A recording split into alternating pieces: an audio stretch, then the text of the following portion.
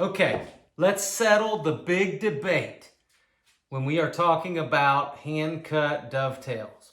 Do you cut the tailboard? This is the tailboard. You cut the tailboard first, and then do you transfer the tailboard and mark the pin board and then cut the pin board second?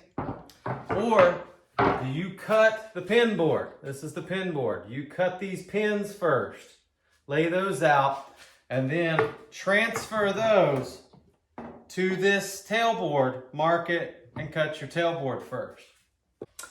And feel free to comment below if there are some points, because I am not a dovetail expert. I will tell you this, there are professionals that do amazing work that do pins first, and there are professionals that do amazing work that do tails first. But I'll tell you my experience. I watched a video 15 years ago. It was back when we didn't have the internet. It was a DVD by a guy named Lonnie Bird. I haven't seen anything else by the guy. I don't know how famous he is. I don't know how great of a woodworker he is. But he had this video on how to do hand-cut dovetails. And I watched him step by step, and I pretty much follow what he taught me. He taught pins first. So he taught to cut these pins first and then to transfer them to the tailboard. I built a chest of drawers probably 15 years ago using this method. 6 big drawers, half blind dovetails, through dovetails. It pretty much has everything in it. I just looked at them before I made this video, and I'll tell you, it looked pretty good. And I did pins first for that. I did some other projects like recipe boxes and things, and I did pins first. And I'm telling you, you can do good work in that way. And I have converted myself to where I now do tails first, but I don't know that I do any better work. When I go look at my work afterwards, it seems like the pins first, I actually do better. Now, when you are cutting the pins first, having the saw perpendicular, so not tilted at all, is very key, okay? So that you have to have that straight down. Now, it doesn't matter if you do this first or second. That is a very important cut. You cannot tilt this at all on the pin board. Now, if you do the pins first, if you're off a little this way or off a little this way, it's not that important, because you're going to transfer that pin board to your tailboard, and you can, just as long as you follow those marks on your tailboard, it'll work just fine. But this has to be straight down, okay? You cannot tilt it this way. So all of these cuts have to be straight down. Doesn't matter if you do the pins first or the pins second, that still has to be straight down. When you do the tails, this cut has to be perpendicular. It cannot be this way or this way. The cut has to be perpendicular, okay? Now, you can angle it. If you're doing tails first, this angle here can be a little off this way, a little off this way. As long as the saw is perpendicular this way, right?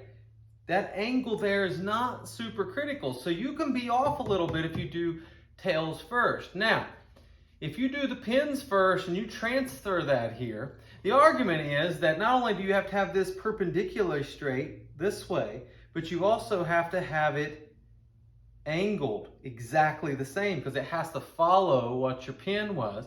And the tails first people, I'm not making this argument, but the tails first people will say that not only do you have to keep that straight, but you have to follow that line, and they say it's much harder to saw following a line at these angles, at these exact angles.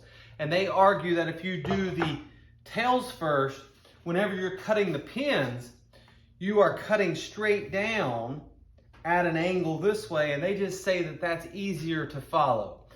They may be right, but I don't know if they're right, and I just know that I get good results both ways. So I'm going to tell you why I converted to tails first. It has nothing to do with my final results.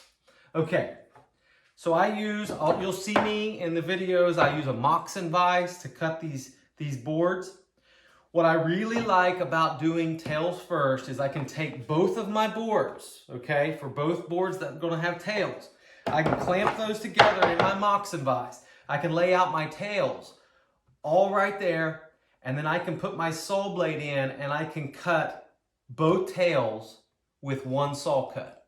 So I can cut all the way down, cut both tails with one saw cut. I keep it clamped together and I'll flip it around and I'll lay it out and I'll cut both tails, both tail boards with one saw cut. Instead of laying this out, cutting, flipping it over, laying this out, cutting, and then redoing all of that again on both boards. It just saves time to be able to do both of them at the same time. And also I think it helps keep your saw blade going straight because you have a thicker material, but that may just be in my head. I don't know. Okay. And of course you cannot clamp the two pin boards together and cut them both out at the same time, because if I followed that one, it'd be like this. And if I followed that one, it'd be like this. So you actually could not cut your second pin board by clamping them together. So that is not an option with the pins first approach. Now, that's the number one advantage, I think, to doing tails first. The other one is probably why I originally converted. So I found out about this ganging the two boards together later. But the main reason is I just find it easier to do the transfer of the tails to the pin board, okay? I'm gonna get some smaller boards. Okay, if you have boards that are like this size, it's not as critical, okay? Because I can cut my tails here. I can put my pin board in here, clamp it in my moccasin vise.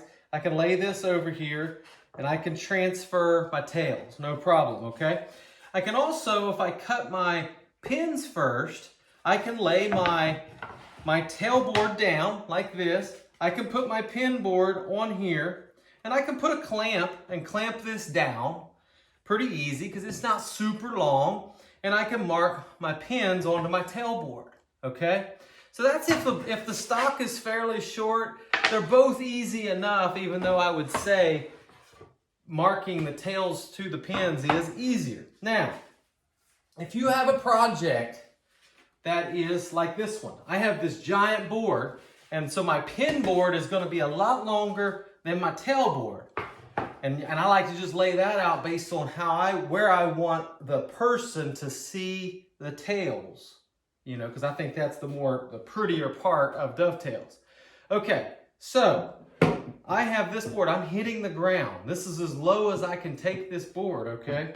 So I can clamp this to my workbench, and then I can put my tails up here, and I'll show you in the video. I clamp a board on here and hold it, but I could put this on here, okay? And I could prop this up. I could put something out here to hold it, okay, to mark this, all right?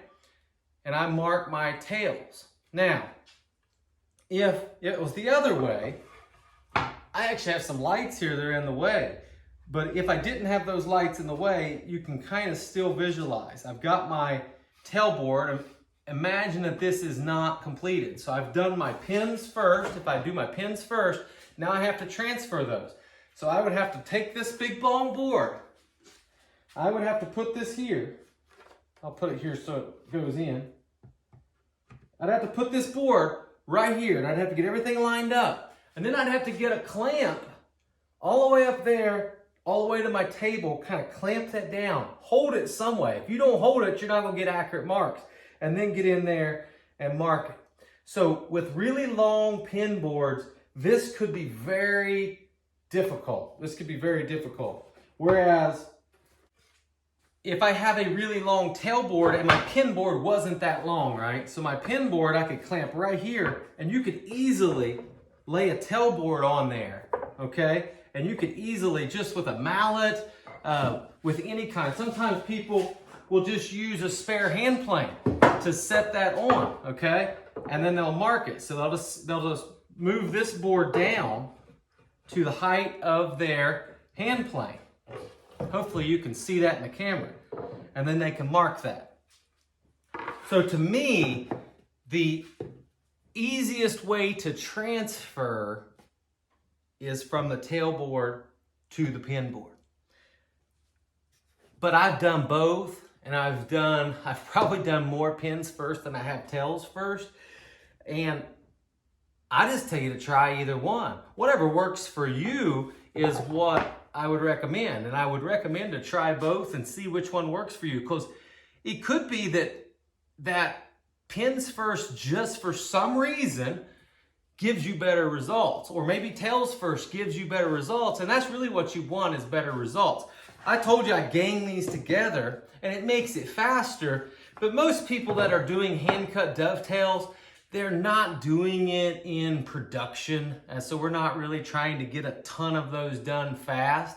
To me, I do hand-cut dovetails because I'm doing some piece of furniture that I'm giving to my kid or for my wife. It's not something that I am selling to someone, so I'm not trying to get a bunch of them out. And so to me, I'm doing hand-cut dovetails because I like the quietness of the shop. I am not in a hurry. I enjoy them, and I don't want to have to, try to make it just crank them out as fast as I can. So I don't know. Comment, let me know. Is there something I've missed? Is there an advantage of pins first that I'm missing? Is there an advantage of tails first that I'm missing? And maybe tell me what your experience is. Have you tried it? I'm going to do this series of videos on dovetails, not because I have some great knowledge that you can't find somewhere else, but really just to show you that a person that's not that great of a woodworker, I'm not a professional, I don't do a ton of dovetails, but I can get pretty good results because if you break it down with the tools that you need and you simplify it step by step, anybody, I'm trying to convince you, anybody out there can learn to do hand-cut dovetails and get really, really good results. So I hope you follow along. Comment if you got questions. If you need to see something a little closer in detail, please let me know. I'll do a little video and show you. Thanks a lot.